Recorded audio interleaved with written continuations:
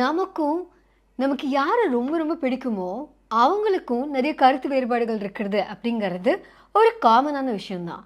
ஆனால் what if ரெண்டு பேரும் பொலிட்டிக்கலி டிவைட் ஆயிருக்கோம், இல்லை ரிலீஜியஸ் விஷயங்கள்ல ரொம்ப டிவைட் ஆயிருக்கோம் அப்படின்னா அந்த ரிலேஷன்ஷிப் எப்படி பேலன்ஸ் பண்ணுறது அப்படிங்கிற மாதிரியான ஒரு கேள்வி ரொம்ப நாளைக்கு முன்னாடி யாரும் இந்த கோராவில் போட்டிருந்தாங்க. And there were so many answers. I think it was Quora or somewhere நான் அதை பார்த்தேன். அது அப்போ it is a new thing அப்படிங்கிற மாதிரி தோணுச்சு. ஏன்னா இப்போதைக்கு through social media we are all expressing a lot of things. So நான் உங்களுக்கு பிடிக்காத நிறையா விஷயத்த ரொம்ப சப்போர்ட் பண்ணுற மாதிரி போடலாம், இல்லை நீங்கள் எனக்கு பிடிக்காத ஒரு விஷயத்த சப்போர்ட் பண்ணுற மாதிரி போடலாம்.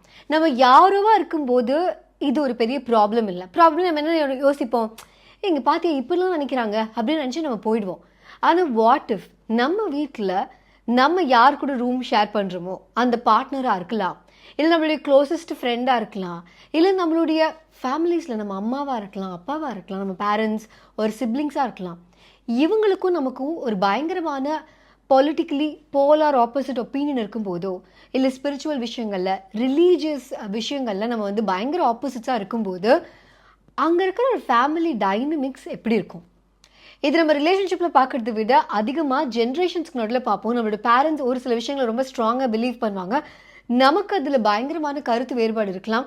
ஒரு பாயிண்ட் வரைக்கும் நம்ம அதை வாய்ஸ் அவுட் பண்ணாமல் இருந்திருக்கலாம். பட் ஒரு பாயிண்ட்டுக்கு அப்புறம் அதை பற்றி நம்ம பேச ஆரம்பிப்போம், இல்லை அவங்கக்கிட்ட திரும்ப எக்ஸ்பிளைன் பண்ண ட்ரை பண்ணியிருப்போம், அது நமக்கே பேக் ஃபயர் ஆகிருக்கலாம்.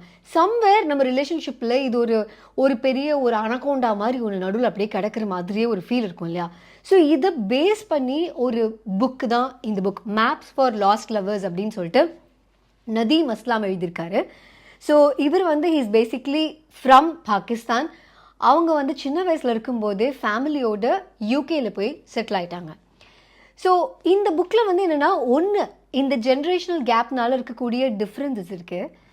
ரெண்டாவது, ரெண்டு கல்ச்சர் அங்கே இருக்குது. ஸோ இப்போது இந்தியாவிலேருந்து ஒரு ஃபாரின் நாட்டுக்கு போகிற ஒரு ஃபேமிலியை பார்த்தா கூட சம்டைம்ஸ் நாங்கள் எங்களுக்குள்ளே பேசிப்போம். என்னென்னா, இந்தியாவிலே வளர்கிற குழந்தைங்களை விட என்ஆர்ஐயாக இருக்கிற குழந்தைங்கள் இருப்பாங்க இல்லையா, அவங்க இன்னும் ரொம்ப கல்ச்சரோட டச்சில் இருக்கிறதுக்கு நிறைய எஃபர்ட் போடுற மாதிரி இருக்கும்.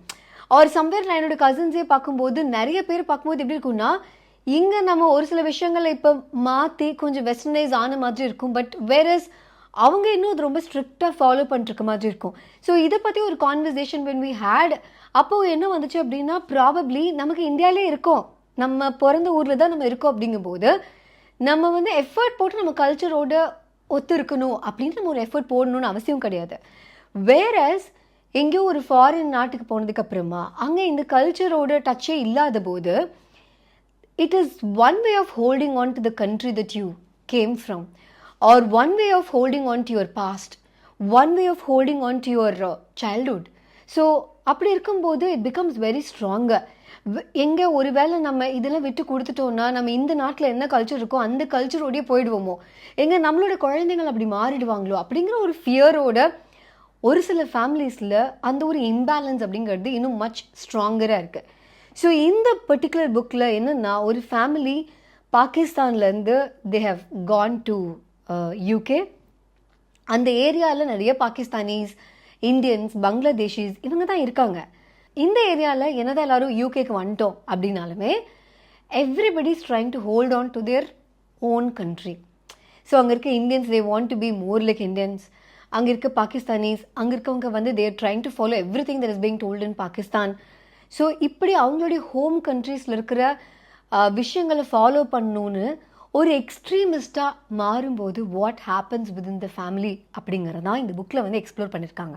இந்த புக்கில் ஜுக்னு அண்ட் சந்தா இந்த மாதிரி ஒரு ரெண்டு பேருமே அதில் ஒருத்தவங்களுக்கு she is not, Chanda is not divorced yet, but she is waiting டிவோர்ஸ்க்காக. ஸோ அவங்களுடைய ரூல்ஸ் ரொம்ப ஸ்ட்ரிக்டாக இருக்குது அப்படிங்கிறனால அவங்களுக்கு டிவோர்ஸ் ஈஸியாக கிடைக்க மாட்டேங்குது. Jugnu is a very liberal person. என்ன தான் அவங்களுடைய ஃபேமிலியில் they are மோர் டிவோட்டட் முஸ்லிம்ஸாக இருக்காங்க, இஸ்லாமை அவ்வளோ ஸ்ட்ரிக்டாக ஃபாலோ பண்ணுறாங்கனாலுமே he is more liberal. So என்ன ஆகுதுன்னா, இப்போ இவங்க ரெண்டு பேரும் லவ் பண்ணும்போது they are in UK. So அவங்க ஓகே நமக்கு டிவோர்ஸும் கிடைக்காதுங்கும் போது என்ன பண்ண முடியும், பட் வி லவ் ஈச் அதர்ன்னு சொல்லிட்டு they start to live together. But இது சந்தாவுடைய ஃபேமிலிஸ், அதாவது சந்தாவுடைய பிரதர்ஸ், அப்புறம் சந்தாவுடைய அப்பா அம்மா, இவங்க யாருக்குமே இது பிடிக்கல.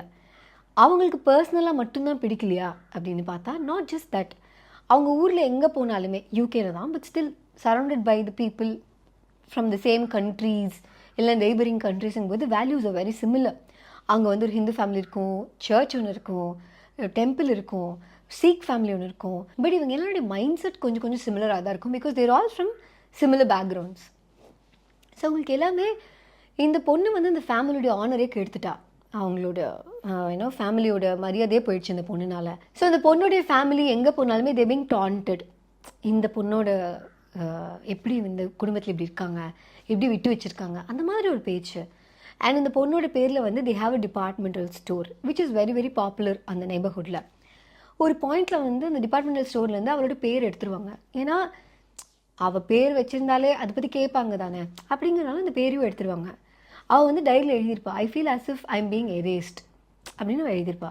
ஸோ அவள் ஃபேமிலிக்குள்ளேயுமே அவன் மேலே ஒரு கோவம் இருக்கும். ஏன்னா அவங்கள அவமதிக்கிறதுக்கான காரணமும் இவளோட சாய்ஸ் ஆஃப் ரிலேஷன்ஷிப் அப்படிங்கிற மாதிரி ஆகிடும்.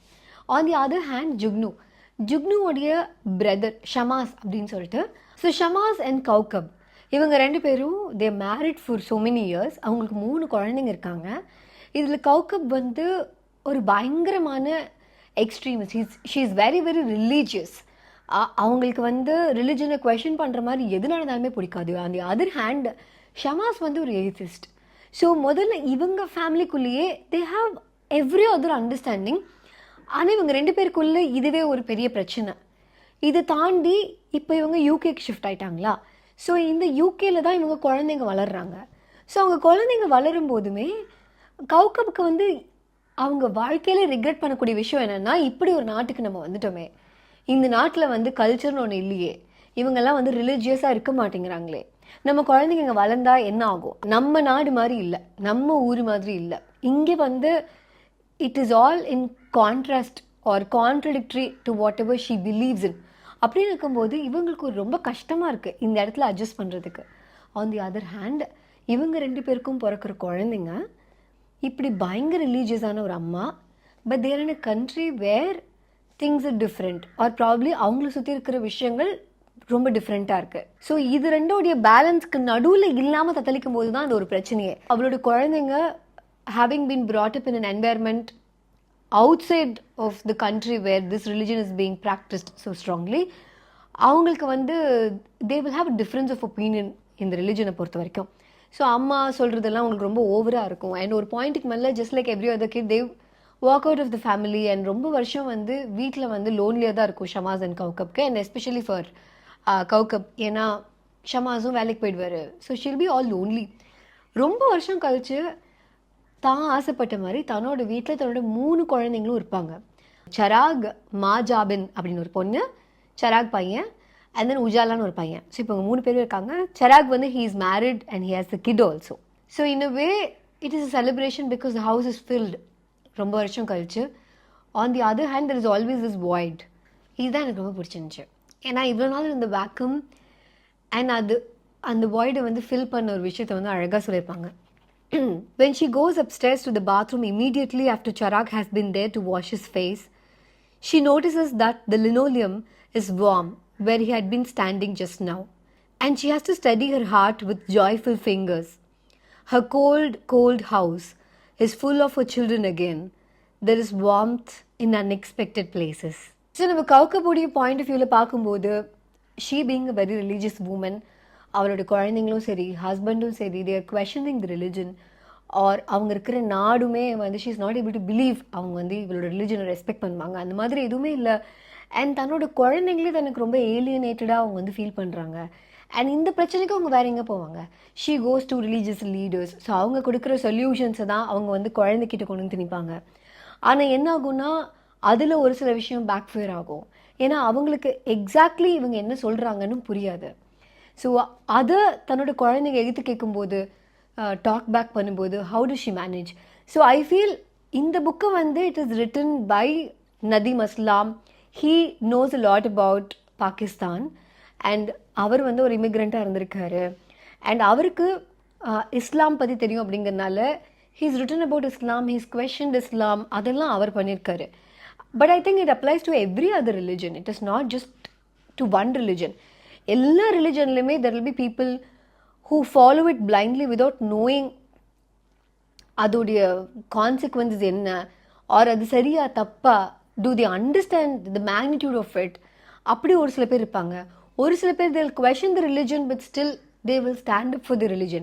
ஒரு சில பேர் they'll question any religion and they'll prefer to be an atheist. So it is not about who versus who, அந்த மாதிரி கிடையாது.